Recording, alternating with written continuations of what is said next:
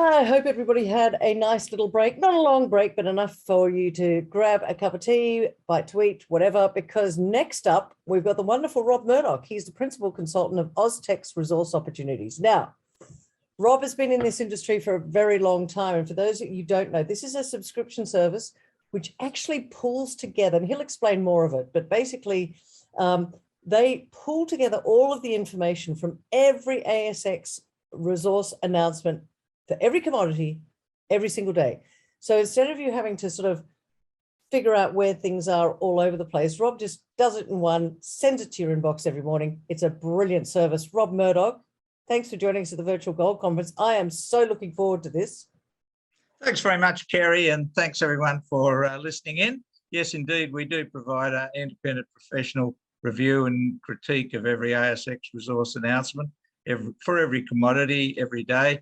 I mean, although gold makes up 39% of the ASX resource sector, there are a lot of, about 24 or 25 other commodities that we cover, from oil and gas for battery minerals, fertilizers, diamonds, all sorts of things are covered as a resource project. Anything that we're exploring for or digging out of the ground or doing something with.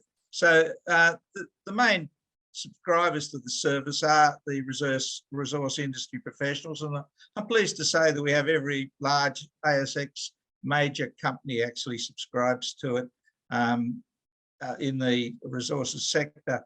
The service is for mainly, as I say, to keep busy resource in industry professionals informed every day, and they can see new business opportunities from that, which a lot of them like to do very early on before the information from the project becomes sort of news. Well, it's a brilliant service, and I thank you very much. And for those that would like to get more information, just send an email to Rob, which you can see there on that front screen. Today, we're talking all about gold resources and share prices. Rob, take it away. Yep, indeed. So if we look at the we'll look at the whole ASX market first. And the reason why we invest and why it's a good space to be in is if you have a look at the average share price graph over the last 4 years. This is taking all the listed companies in at the end of that month and averaging their share price. You'll see how it's actually doubled since that V dip in March 2020, which you'll all remember was the start of COVID. It's actually doubled since then through to since March 2020 to the end of January. We've got a little funny dip there in September, October, November when it's dipped down, but it started to pick up again due to strong commodity prices. What has happened as a result of the interest that's happened since the start of COVID is that prior to that, the number of ASX companies was reducing from 823 in 2016 down to a low of 726 in the third quarter of 2020. And now it's back up probably just above 836 and probably even a couple more since that graph was made at the end of January. So you can see that it's climbed back up where it was in 2016 and probably looks like it's going to go even higher. So if we look at the Ipo action this year, it started to take off around September 2020, and we hit a peak in July of somewhere about 23 new listings. There's been regularly around 15 a month from September to December. A drop down in January, not surprising. It's a period when people are on holidays and everyone's on the beach but it will pick up again depending on what the impact of inflation is on the capital markets. But what has been amazing is the amount of funds that have been raised on the ASX by what we call the companies that submit an Appendix 5B cash flow statement. It makes up about 88% of the total ASX resource sector. Those missing are the established producers. They don't need to fill one in, but about 760 odd companies have it in the December Q4 21, and those companies, you know, raised an absolute record, $3,176 million. That was raised. You can see how it steadily climbed from a low of 505 million in the first quarter in 2020. And prior to that, over the 3 or 4 years prior to that, it was pretty level, oscillating between about 500 and $1,000 million every quarter. So that's about 3 times what might have previously been raised, has been raised in the fourth quarter of 21. Absolutely amazing. A lot of that, of course, was for the IPOs. Having a look now at, as I mentioned earlier, gold companies make up 39% of the ASX resource market, and the number has risen about 25% over the last 4 years. The green graph is the number in 2022, and the red graph is the number in 2018. So you can see how gold companies have increased considerably over that time. There's been a slight fall. Rob, can I just interrupt you for a moment? You've got a comment that gold companies make up 39% of the ASX resource market. Why is it so much more than any other commodity? What do you, is there an answer to that? Yes. Firstly, it's easy business. It's the easiest commodity to go and explore, get into production and sell. We've got lots of gold opportunity, particularly in Western Australia, but also down the east coasts of Queensland and into New South Wales, a lot of opportunity in the Lachlan, and of course in Victoria, the great gold fields there. So lots of opportunities. The beauty about it's easy to explore. It's easy to mine because in a lot of cases there's a plant nearby. So if it's not a big deposit, you can find someone else to mine it. And that's particularly the case in WA. So you can turn it into cash flow very quickly. And the beauty about it, you don't have to waste time doing offtakes. Just pop it in a satchel and send it off to the Perth Mint, and it's sold. Just send them a telex and it's on its way. And so, you know, it's easy to sell, it's easy to produce, and it's relatively easy to find. People understand it. People love it. We all love gold. And we can sell it anywhere in the world, can't we, Rob? Because yes, that's right. Whereas we might have it here, but it's global. Yeah, if you have a look at a lot of the tech companies, for years they've been stuck on this bit of finding offtakes, developing a little bit more technology to sell their product. Whereas gold's just easy, get it out of the ground, send it off. Copper is the second largest commodity. Oil and gas has decreased. Copper has increased logically since 2018 due to the EV market. Nickel has charged up quite a bit, again due to batteries. Lithium was actually decreased there. We actually have less lithium companies at the moment than we had in 2018, but that number is rising daily. A lot of companies transitioning that haven't done very well with their other projects are off hunting now for lithium because they get a market kick for doing that. Coal companies have reduced, obviously, due to pressure from places like Glasgow and so forth. Zinc has remained pretty steady. There's been a rise in the rare earths and fertilizers, and a fall in graphites, and some of the other commodities pale into more or less insignificant numbers. If we look at the average share price over the whole of 2021 by commodity, there is a correlation between average share price change and the commodity type. For example, the commodity price, though the price of lithium carbonate went up nearly 700% in 2021, and lithium shares on average went up just over 200%. Of course, hydrogen came out of the blue with mighty warrior Andrew Forrest charging along, and the startups in hydrogen who will take a long while before they actually return much, rose up over 200%. Graphite up 150% following the lithium story. What we get there are a lot of companies that have two fine markets for their anode materials, a lot of it coming out, and some of them being successful. Uranium, surprisingly, has went up close to 150%. well, probably not surprisingly. Tin, of course, is used also in the electric battery industry, also up over 150%. Iron ore up over 50%. Have a look way down the other end. Poor old gold. Poor old gold. It had a bad year compared to other commodities. The only commodity that had a worse year was bauxite. And the gold price in US dollars last year fell 6%. It wasn't helped by the silver price dropping 17%, but the Aussie dollar gold price went up about 4%. So what does that mean? It means it's a buy opportunity for a return of that market. In my view, stocks like lithiums and hydrogen graphites are probably well overpriced because of that rise last year. But gold stocks generally, I think, represent great value, particularly if inflation kicks in a serious way this year. I think there could be a great year for gold. Just as a comparison, you can see there how the average price of gold and the average price of lithium changed over, or stocks changed over the year, with lithium rising far more sharply. Where do our gold companies work? Well, they are focused very much in Australia.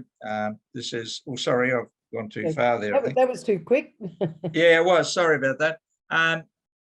236 operate in Australia, absolutely dominated by Western Australia, with 168 gold companies operating in WA. So, you know, that's why it's a great place to explore. There's lots of plants. You can get even a small deposit toll treated. You can turn it into cash flow, and you can do it quickly. And that's a great asset for shareholders to do. Second place, New South Wales with 21, Queensland 19, Victoria 14. A lot of interest gel in the last year in Victoria in gold, with, of course, the success of Kirkland, and the other states follow on. There's second area of favoritism for ASX gold companies are the Americas, particularly Canada and the US. There's 10 companies operating in Canada, 10 in the US. I think it's because the regulations, and they're stable countries where the companies feel like they can invest with lower political risk. 3 in Brazil, and the other countries there follow on. 22 companies are active in Africa. The most active place for Australian gold explorer, ASX gold explorers in Africa, is Côte d'Ivoire, with 5 companies operating there, followed by Mali and Ghana. Elsewhere across the world, there's only 19, led by New Zealand 4 and PNG 3, the rest scattered elsewhere. So 75% of companies have their flagship projects in Australia, with 54% in Western Australia. So over half ASX listed gold companies actually operate in Western Australia with their flagship. And as we speak, the Iron Curtain of Western Australia is still up, but most of our goldies are over there. Yeah, well, you know, that's why Mr. What's his name over there? Gagan, that's it. He can keep the border closed because I think he's probably one of the only states or territories in the world that actually has a cash flow positive budget. So he can do a lot there now. I've got to make this go on. There we go. We didn't skip one there, do we? Yes, we might have. How did that happen? Whoops, am I going on too far? You're going forward, you need to go backwards. Right, sorry. That's all right. We'll see what's coming up, eh? Oh no, that's going the wrong way. You're going the wrong way. Okay, hang on. Don't you love it? Hang on, where were we? We were right there. Right there. That'll do. Oh, there. All right, so we're moving on to this one. Could you just go, can you make it slideshow? Yeah, Thank you for the current slide. Yep. There we are. Okay. Now, a typical gold project, or any project in the, for that matter, will start off as a wink in someone's eye, a prospect in the ground, a bit of a kick of an interesting looking rock or soil sample, and the company might be formed at that stage. Early drilling opportunity sees the share price start to rise, but the real exploration sweet spot is during drilling. This is the time to, if you can get onto a stock in the early stage of drilling success and then follow it up through the feasibility stage, it is the area where shareholders or investors make the most money until the company hits production. The share prices tend to fall during the permitting and financing, and this is because it takes so damn long. Most jurisdictions, not only in Australia but around the world, take forever to approve projects. Admittedly, gold's better than coal, where you might be waiting well over 10 years, but at least with gold, most states, you will get a project approved pretty quickly. And then as it goes through construction and the revenues hit the target, then that's again another sweet spot. So that's how, the sort of curve works during the commodity cycle. So take advantage of drilling results, and when it starts to get to the stage where the company says, I'm going into construction, I've got to do permitting, I've got to do financing, I've got to do all this and that, then just take a profit for a while, come back. So to make it easy for our readers, we divide our report each day into sections that follow that graph. So our section A is new deals. They may be the grassroots, or they may be more mature deals. New listings. Production is section B. Project appraisal, section C. That's moving down the curve. D is resource updates. E is drill intersections. F is drilling in progress, and G is target exploration. So they're the sweet spots in there, E, F, and G. Capital raisings, debt and corporate information, and we also do a summary of investor presentation. So every one of the companies that presents at Kerry's conference here will have a little summary in our reports. Look, we're not hot copper and we're not mining news. We leave out all the speculation and just focus purely on the key technical facts around every ASX announcement. So that's how our report sections correlate to that reserve. Basically, the aim of it is to keep busy people informed across the market of the key outcomes. I mentioned earlier the IPOs, there's been a lot of them. Looking at the IPOs from last year, the gold ones, they've had mixed success. The companies that have listed over 6 months ago, some of them have been very successful. Actually, PVW should probably not be there, the second one. That's actually got its share price rise on rare earths. My apologies for that. But Pac Gold, outstanding drilling up in the Alice River up north. Lode Resources, Tennant Minerals, Peregrine Gold, or Barton's Gold out in South Australia. Tulla Resources, who are partners with Pantoro at Norseman, and others there. But there's also been probably half of them that have gone backwards. And with due respects to them, probably some of them have projects that weren't ready to take to IPO, and the market has recognised that. They haven't had perhaps the drilling success. It's really necessary with an IPO to drill a few holes before you do take it to market, I think, because I can tell you from experience, you get one chance. You stuff up with the money you raise if you're a promoter, the market doesn't like you next time around. Those companies have been listed 3 months or more, are listed there. A lot of them haven't been around long enough to prove themselves, and those with 1 month or more down the bottom there. But the ones 3 months or more, you can see most of those are unfortunately at the lower share prices. So they may work. Rob, a quick question for you. Falcon Metals, I note down there that's just listed, and that was the spin-off from Chalice, down 35%. Is there a reason for that? Did they list too high, or that seems to be a fairly big drop? Look, it shouldn't be down there. It's good ground. It's a good project. I'd say it's more the corporate dealings that were done, probably more than, it's not the ground. The ground's good ground. No, that's not the project in that case. It's, I won't go into the things that go on, but, the corporate dealing that goes on. ever I'll the stay out of it. ever the what's the word I'm looking for? Diplomat. Diplomat, yeah. Hang on.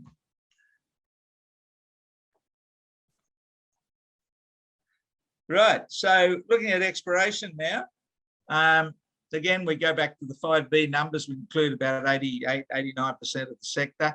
Again, great result in the last fourth quarter of the year. It says oh, hang on, that's an old slide, sorry. It should say fourth quarter 21. Whoops, go back. Whoops, go back. Oh, hang on. You're going forward, mate. Yeah, I know. I keep going forward, don't I? He's very good at his data, ladies and gentlemen, but he goes. I've only got my oil plates on. He's clearly got his L plates on. There we go. That one. I think we were there. We were there. Start from, oh, No, hang you on. just. Crikey, Kerry. You'll sack me. I will sack you. All right, expiration expenditure. Actually, that graph should have been updated. It's Q4 21 was over $900 million. Again, a great result. It's charging up from around 200 and probably around 400 actually in Q3 2020. It's more than doubled in the last couple of years. So absolutely fantastic result, and it's great to see. So a lot of exploration going on, which is fabulous, because if we're not exploring and you're not exploring something like about $3 million a year, you're not giving a maximum chance to shareholders to realise some sort of discovery or increase in the value of your resource project. So it's that's a great result. We've seen it in the Austex daily, or the daily report, with drill intersections. There they are, 20 to 21 by month. They were averaging, we were getting about 120 drill intersections a month, and they went up to about $160 to $170 a month in 2021. We're still covering them all. And again, Rob, for those that are listening that are not geologists, that are not understanding, because one of the things I always say is not everybody fully understands mining. So drill intersection announcements are important. Yes, because drilling is where you get to know whether you've got something or nothing. Is that right? Absolutely. And that is the drill intersection or what drive the market. I'll show you in a graph actually how it does work. So it's so the more drilling intersections you have, then there is more opportunities for market gain for investors. Yeah. And you know, the whole idea of exploration is to make discoveries. And the more discoveries we have, the more money will be invested in the industry. And you don't make a discovery unless you're doing drilling. That's why drill intersection announcements are well, absolutely. We use a lot of methods to target the drill hole, like, you know, different geochemical and geophysical methods. They all help work out where on a property is the best places to drill. And then drilling will be the acid test as to whether anything is there or not. And then, of course, once you get a sniff, then you need to drill around it, extend it, and then to get to the point where you can finance that project, you then need to infill drill it. So drilling is important at every stage, right up to even production. So extending the life of mines, drilling is important from day one to day Z in any mining project. And Rob, if you were teaching newbies coming into this industry about the importance of drilling, would you say that if you were a shareholder with a company that is not doing any drilling, not making any drill intersection announcements whatsoever, that's a warning sign? Absolutely, it needs new management, a new direction, and you know, just it's there are companies like that. We've probably got about 100 at the moment on the ASX. You know, zombie companies more or less, and when they need new projects, the opportunities around there. If you've got a good project, the market will support you at this stage. you'll be able to raise capital, be able to drill, but you have to have a good project.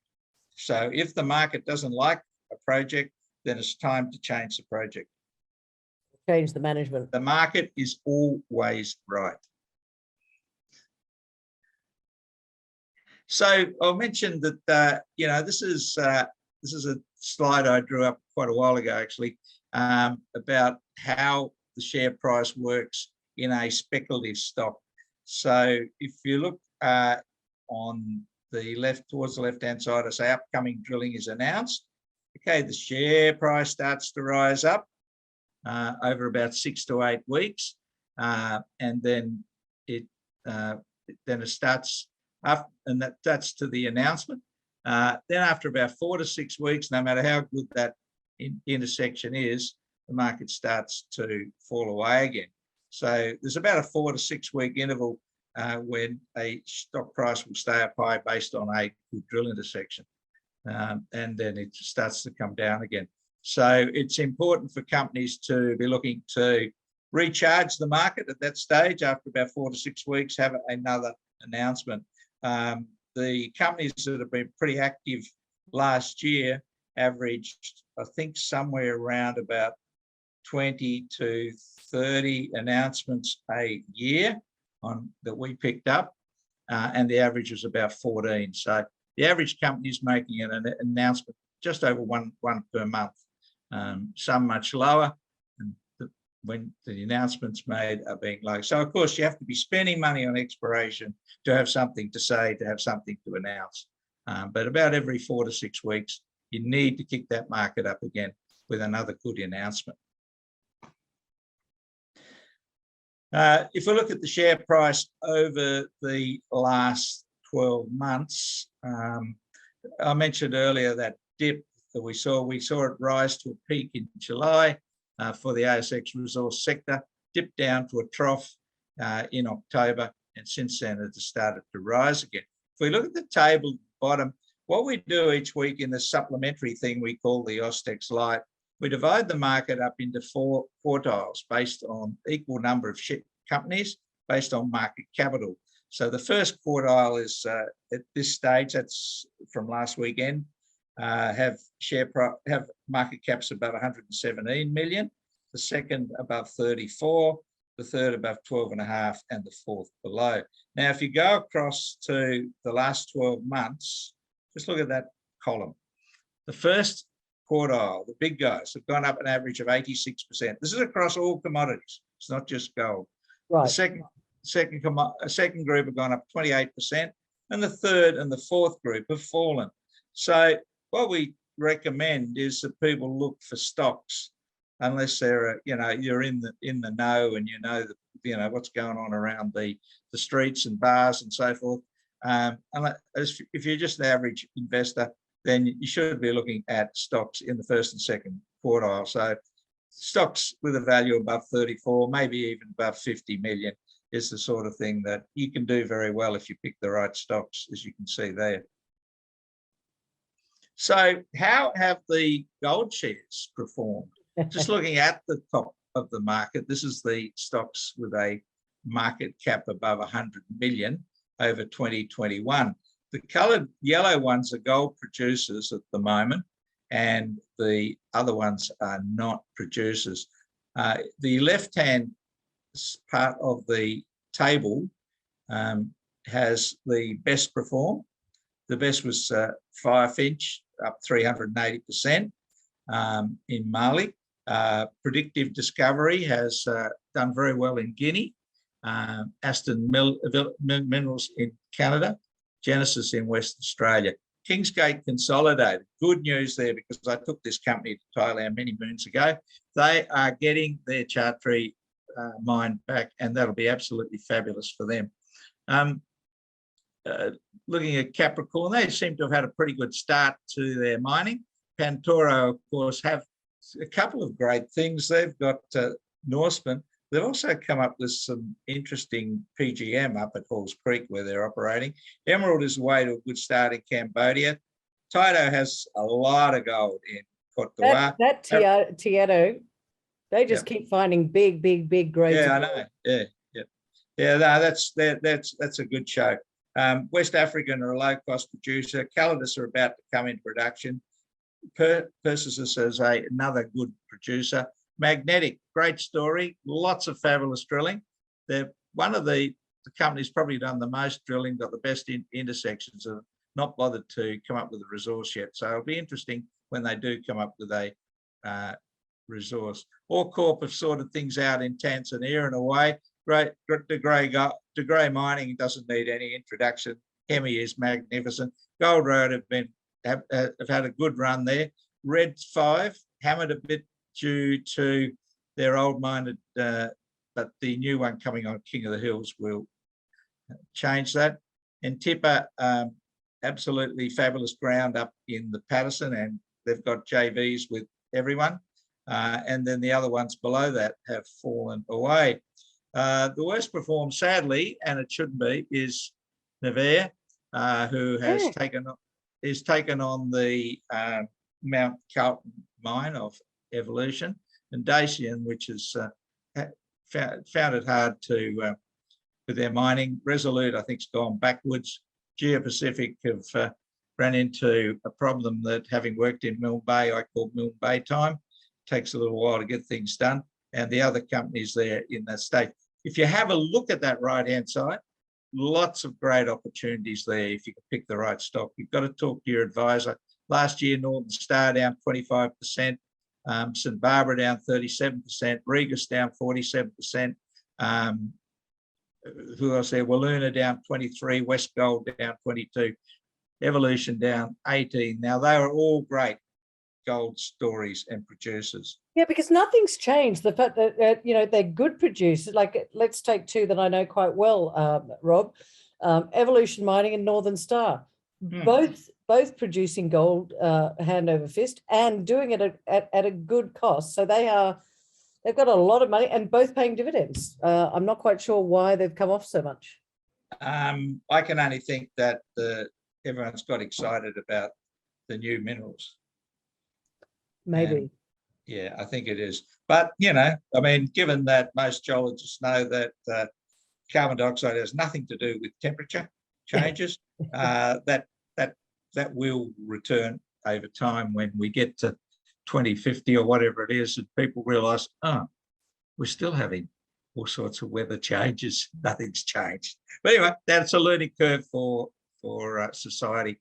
And great things will come out of it, don't get me wrong, with lithium and graphites and so forth. But I think there's been a little bit too much emphasis on that and a little less interest in gold. So I think it's a great opportunity. If we look at if we move now to the last month or so, 2020 year to date, we see that they're still going down. So that first table we looked at was 2021. Now we're looking at 2022 to last weekend. And again, we still see this year companies like Northern Star down another 9%, Newcrest down 8%, Evolution down another 10%. And again, in yellow, all on that right-hand side are virtually all producers. Most of those are down. And, so where you've got yellow, does that mean that they are a producer? Right, yeah, got it. At this particular time. There's some good ones on the other side. Nevere has picked up, but Aurelia absolutely going very well in New South Wales. They've got 3 little mines. Catalyst have a great project. They've really found some more at Henty, and they have a great project in Victoria as well with Gino Hancock and these people. And so that's a great project as well. So there's some good stories on that left-hand side as well. But anyway, look, I'm not meant to advise you because I'm not a financial advisor. Do your own research, ladies and gentlemen, but all I think Rob is pointing out here is that sometimes if a share price has fallen hard, do your own research, because if the fundamentals are still there, if the management is good, if the assets are good, perhaps that's the time to take a good look at what that particular absolutely story. And do your own due diligence and seek your own, talk to a financial advisor. I'm only telling you what I think from the geology and the resource situation, and having run and managed resource companies, which I have a competent professionalism as well in. Okay, so what's coming up? Looking at the actually, no, let's just have a look first at comparing the all-in sustainable costs of our gold producers in the last quarter just finished, Q4 20, with those producing over 10,000 ounces in that quarter. And let's compare it with their costs a year ago. Now, the low-cost ones for the last quarter, West African, Emerald and Capricorn, all new startups. So they have low AISCs. It demonstrates they have good management because they're obviously getting the easy to get at, high profitable ore up first. And, then of course, as the mine matures, costs will go up. And by the way, ladies and gentlemen, sorry again to interrupt you, Rob. AISC just means all-in sustaining costs. It means how much does it cost this company to take that dirt and make it into gold? Bean counters tell me that's the real measure of cost. Yeah. It's the most accurate cost.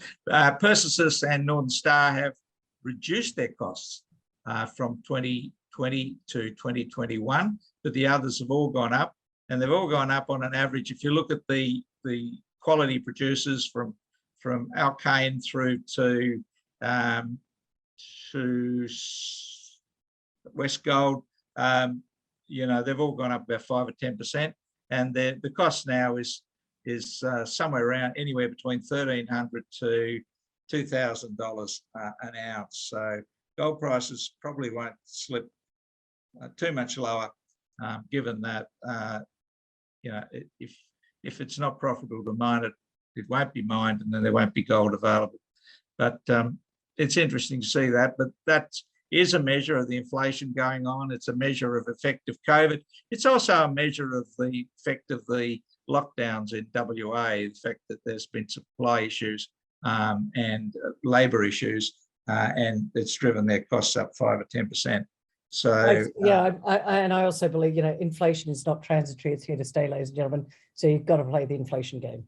Yeah, inflation is going to kick in a lot, and I think that's good for gold. So what other opportunities are there out there beyond the producers? Let's talk about the producers. What are the companies that have got a gold resource greater than 500,000 ounces? They've got a market cap above $40 million. If we look at the list in Western Australia, it's big. There's a lot of opportunities there. And what I've done in that, I've only done to one side, but the green column, market cap per resource ounce, and there's an equivalent column on the far right of the table. And I start with the cheapest and go to the end Focus. Resource ounce is only 7.8. The problem with Focus is it's very major shareholder is Chinese, so it's got over 50%. They're under takeover offer at the moment by Thesis, and unless the major shareholder sells, that'll fall. Kalamazoo have an interesting project. Haven't got very far with it there in the Gascoyne rocks. Running out of time, Rob. So got about 3 minutes. Oh, we're going to run out of time. All right. Well, we better look at those. But look at that. Anything on that left-hand half, market caps below $50 to $60 an ounce is good value. We start to get into higher values where we have better projects. Musgrave 264, Bellevue 253, Caldas about to come in production 164, Pantoro also will be into production before long in Norseman 157, so that's the sort of opportunities are in WA. I put down the bottom there magnetic because they're pre-resource. They don't make the table. They ought to be on the table. They've got lots of good drilling results. But look at the other states. I've even had to come down to 300,000 ounces just to get a couple of candidates. One of them is GBM Resources up in Queensland. They've put a lot together up in the Drummond Basin, and they actually qualify as an opportunity in the eastern states. Catalyst, I've added them in Tasmania because if you put their stuff in Tasmania together with Victoria, which doesn't have a resource yet, that would come to over 500, and it goes down then to Marmotta over in South Australia. So that's why I follow gold stocks mainly in Western Australia, because the opportunities are there. All of those companies on that last group of slides are potential takeover targets by the majors as they get hungry for more ore. And so there's always an opportunity to do much better there than will perhaps with a project in the eastern states. And Kerry, that'll do. Rob Murdoch, fantastic as always. You are a plethora of information, which is fantastic. We will have Rob's presentations up on the website. If you want to download it, you can. Rob, what is a final word to you? A lot of people listening. What would you say to those that are new to the industry, not those that understand this, but what to look for when putting their hard-earned dollar? Because I always say, don't put a dime until you've done your own homework. Possibly need to be a subscriber of Austex. That's part of doing your homework. Yeah, what advice would you give them? It's for new investors. Our report is probably a little bit too technical. It's more designed. It's more designed for the professional that's busy and wants to wake up in the morning and have a look at everything that's going on and look for opportunities, and they can understand what we're saying. For new investors, I think, look, stick with the high end of the market. Stick with the companies that have some substance. There's a lot of rumours around. There's a lot of gossip, and a lot of that gossip is ill-directed. So yeah, stick with quality companies and seek advice from a professional in stockbroking that you trust. So yeah, seek advice. There you go. Seek advice, ladies and gentlemen. But as always, as we always say, do your own research. But we thank Rob Murdoch for joining us today, and we will see you later on in the Zoom networking room. Rob Murdoch, thank you so much. Thanks very much, Kerry, for having me here.